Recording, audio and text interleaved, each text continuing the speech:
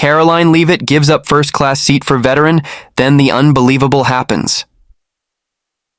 The airport was bustling with travelers, each moving with purpose. Some were eager to reach their destinations, others exhausted from long journeys. Among them was Karoline Leavitt, a rising political star known for her unwavering patriotism and deep respect for the values that built America. She had just wrapped up a long week of events and was looking forward to a quiet flight home. As she walked through the terminal, dressed in a simple yet elegant outfit, she carried herself with the same confidence that made her a formidable force in the political arena. Her first-class ticket was tucked in her hand, a small luxury she rarely indulged in, but had chosen for this particular trip due to her packed schedule. At the boarding gate, she noticed a man standing off to the side. He was older, his posture still strong despite the years that had clearly taken their toll. His weathered face bore the marks of experience, his sharp eyes scanning the crowd with the quiet awareness of someone who had seen more than his fair share of the world. The telltale patches on his jacket revealed his service, U.S. Army, Vietnam veteran. Karoline observed as he politely declined a pre-boarding offer from the airline staff. He had a coach ticket, and despite his status, he seemed content with where he was. Something about the moment struck her. Here was a man who had given so much for his country, yet he stood humbly among the crowd, refusing any special treatment. As the boarding process began, Karoline made a quick decision. She approached the veteran with a warm smile. "Sir," she said, her voice filled with sincerity, "I couldn't help but notice your jacket. Thank you for your service." The older man looked at her, his eyes showing a mixture of surprise and gratitude. "It was an honor to serve," he replied simply. She held up her ticket. "I'd like to offer you my first-class seat." His brows furrowed and he shook his head. "Oh, that's mighty kind of you, miss, but I couldn't possibly accept that." Karoline chuckled. "You absolutely can. Consider it a small thank you for everything you've done for this country. Besides, I'll be perfectly fine in coach." "Thai?" Veteran hesitated, but the sincerity in Karoline's eyes convinced him. "Well, if you're sure." "I insist," she said, handing him the ticket before he could protest further. As they swapped tickets, several passengers who had overheard the conversation began murmuring among themselves, nodding in admiration. The act of kindness hadn't gone unnoticed. When Karoline walked to the coach section and took her new seat, she didn't expect anything more to come from the exchange. She simply felt good knowing that a hero was being given the comfort he deserved, even if only for a few hours. But then, the unbelievable happened. As the flight attendants made their final checks before takeoff, a man a few rows ahead turned around and glanced at Karoline. His face was familiar, one that most Americans would recognize instantly. It was none other than a highly decorated general, a living legend in the military community. He had witnessed the entire exchange, and now he was walking toward her. "Miss Leavitt?" the general said, his deep voice carrying authority and respect. Karoline looked up, slightly surprised. "Yes, sir?" "I just saw what you did for that veteran. That was a remarkable gesture." She smiled modestly. "It was the least I could do." The general nodded.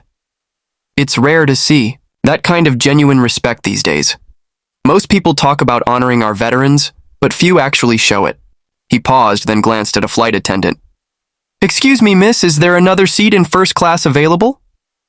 The flight attendant checked her tablet and nodded. "Yes, sir, there's one remaining." The general turned back to Karoline. "Then I insist you take it." She opened her mouth to protest, but he held up a hand. "I won't take no for an answer. You showed respect where it was due.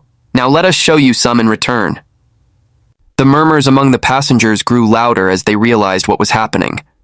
Karoline had given up her seat in an act of selflessness, and now, in an unexpected twist, she was being offered another first-class seat by someone of even higher standing.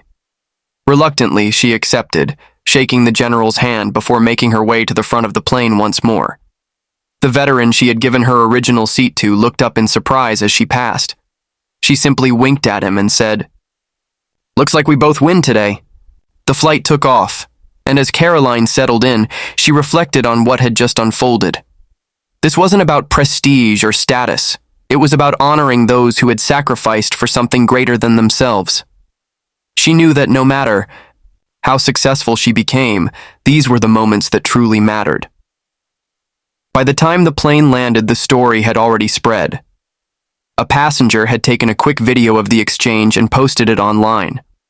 By the time Karoline turned on her phone, her social media was flooded with messages.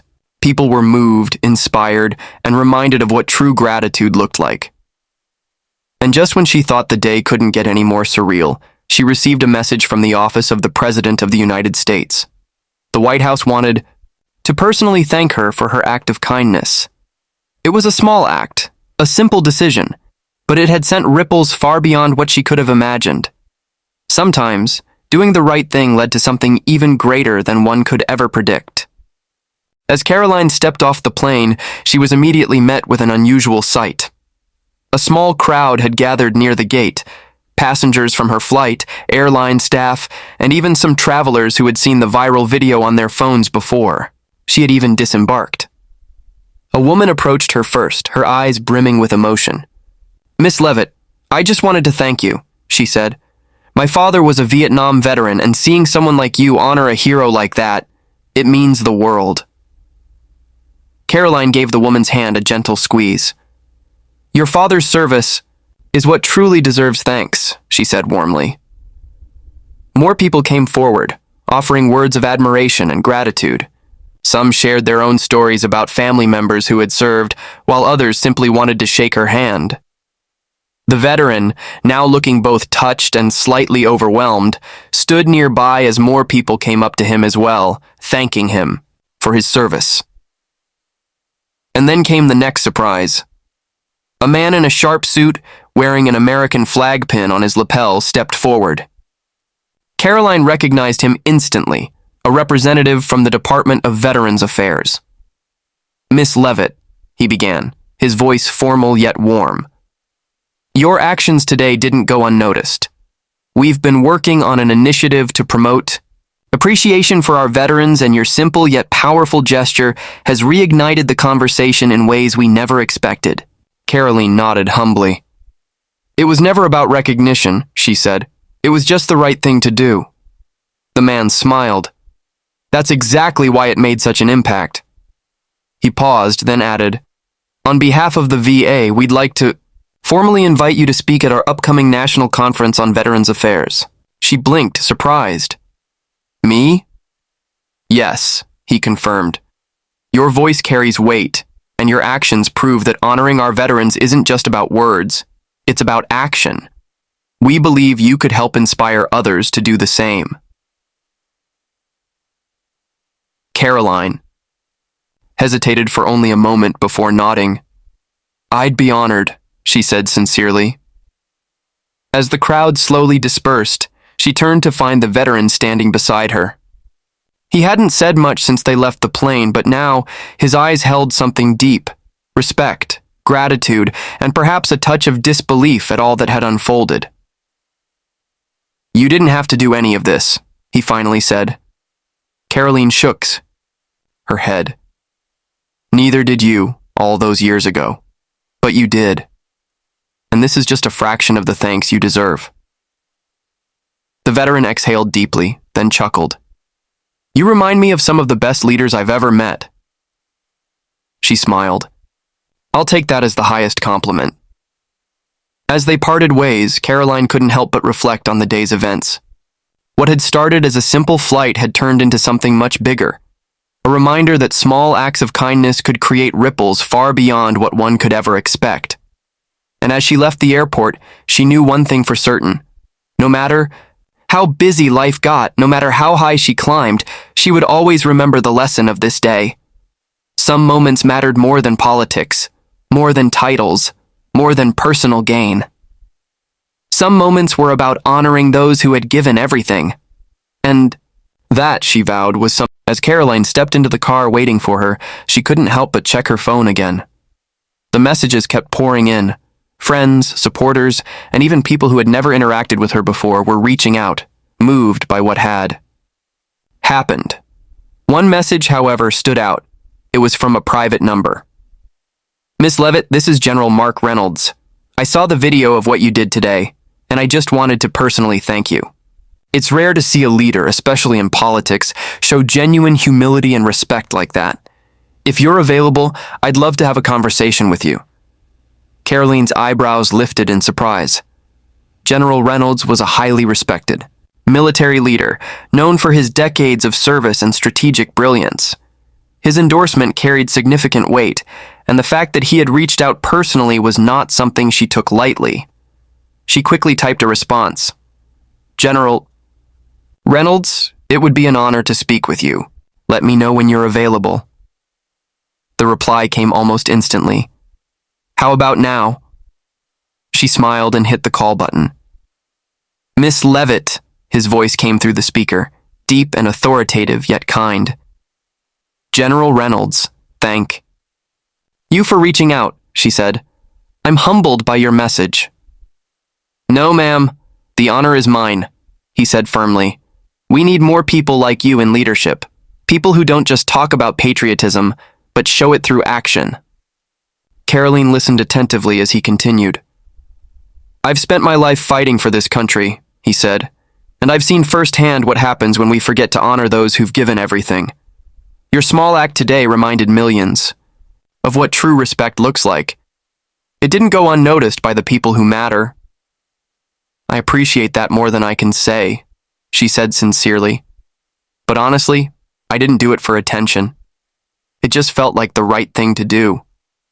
"That's exactly why it made an impact," Reynolds said. There was a brief pause before he continued. "Miss Leavitt, have you ever considered working more directly with our veterans? I'm part of an initiative aimed at ensuring proper healthcare, housing, and job opportunities for our service members. We could use someone like you, someone who genuinely cares." Karoline sat back, considering his words. "I've always supported our military," she said, "but I'd love to do more. If there's a way I can help, count me in." The general chuckled. "That's what I was hoping you'd say. I'll be in touch soon with details. And Miss Leavitt?" "Yes, sir?" "Don't let Washington change you. We need more leaders with a heart like yours." As the call ended, Karoline found herself staring out the window, deep in thought. This day had started like any other. She had boarded a plane, expecting nothing more than a routine flight home. Yet now she was stepping into something much bigger than she had ever anticipated. And the more she thought about it, the more she realized maybe this was exactly what she was meant to do. As her car pulled away from the airport, she knew one thing for certain. This was just the beginning. Over the next few days, Karoline's story continued to spread like wildfire. News outlets picked it up, social media was flooded with reactions, and even some of her critics had to admit it was a rare moment of genuine leadership. But beyond the headlines, something even more powerful was happening. Veterans from across the country began reaching out, sharing their own stories of sacrifice, struggle, and the need for stronger support. Karoline read every message she could, her heart heavy with both admiration and frustration. She had always supported the troops, but now she saw the reality many faced after service: homelessness, inadequate health care, joblessness. Her simple gesture on the plane had sparked a national conversation, and now she had a choice. She could let it be just a feel-good moment, or she could do something more. The decision was easy.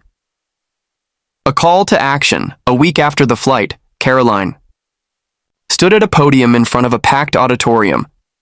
The Department of Veterans Affairs had invited her to speak, and the room was filled with military leaders, lawmakers, veterans, and their families. The atmosphere was charged with anticipation. She took a deep breath and looked out at the crowd. "Last week," she began, "I gave up my seat on a plane for a veteran. It was a small gesture, one that should be common, not extraordinary." The room was silent, hanging on her every word. But what happened afterward opened my eyes to something much bigger. I received messages from veterans across America, heroes, who fought for this country and came home to a system that too often fails them. She paused, letting the weight of that truth settle. I always believed I supported our military, but support is more than words, it's action. And today, I'm standing here to say it's time for action. The audience erupted into applause. She continued, her voice steady with conviction. We need to do better. Our veterans deserve proper medical care without red tape. They deserve job opportunities that honor their skills.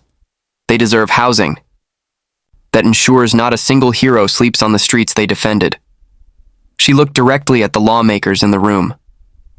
So here's my promise. I won't just talk about this. I will fight for real change. I will push for policies that protect and uplift those who gave everything for this nation. The applause grew louder, and some veterans stood, saluting her. And then, the moment she didn't expect, General Mark Reynolds himself stood from his seat, clapping slowly but firmly. One by one, the room followed, rising in a standing ovation.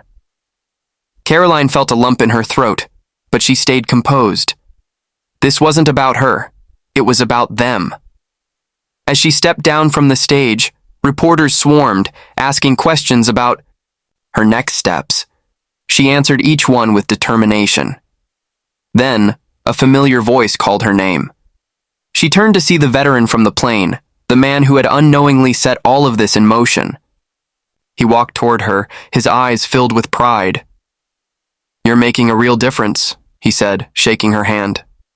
She smiled. I hope so, but this is just the beginning. And deep down, she knew it was true. Because this wasn't just a moment. It was a movement. The movement gains momentum. The days that followed were a whirlwind. Karoline's speech at the VA conference had ignited something powerful, something that couldn't be ignored. Veterans groups, military families, and even everyday Americans who had never served but cared deeply about the troops began rallying around her message. Social media exploded with hashtags like Honor Our Heroes and Action for Veterans, demanding real reforms. Lawmakers took notice. Some praised her bold stance, while others, predictably, tried to dismiss it as a publicity stunt. But the public wasn't buying it. This wasn't just another politician trying to score points. Karoline's actions had spoken louder than any campaign speech ever could.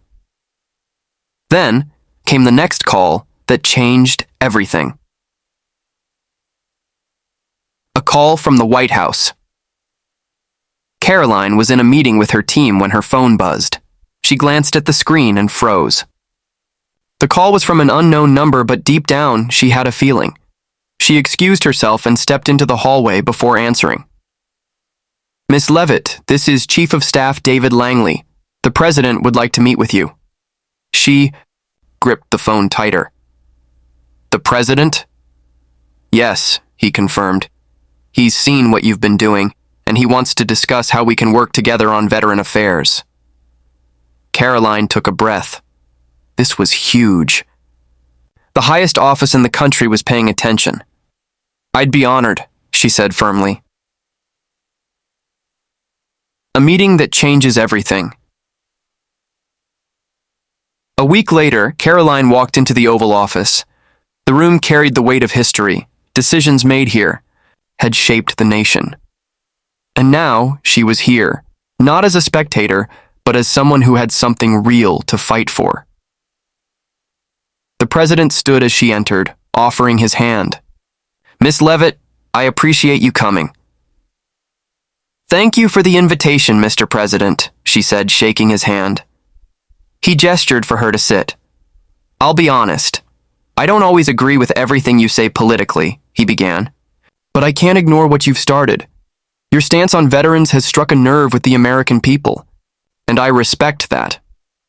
She nodded. With all due respect, sir, this isn't about politics. It's about doing what's right. The President studied her for a moment, then smiled. That's exactly why I wanted to meet with you. Overquote. The next hour, they discussed real solutions: streamlining VA healthcare, increasing funding for veteran job programs, and tackling the crisis of homeless veterans. By the end of the meeting, the president leaned forward. "I want to work with you on this, Karoline. If you're willing, let's push for a bipartisan veterans reform bill." She didn't hesitate. "Absolutely. Our veterans deserve nothing less." As she walked out of the White House that day, cameras flashed, reporters shouted questions, and the world waited for her next move. But Karoline already knew. She wasn't going to let this momentum fade. This wasn't just about a seat on a plane. It was about making sure every veteran had a seat at the table, and she wasn't stopping until that promise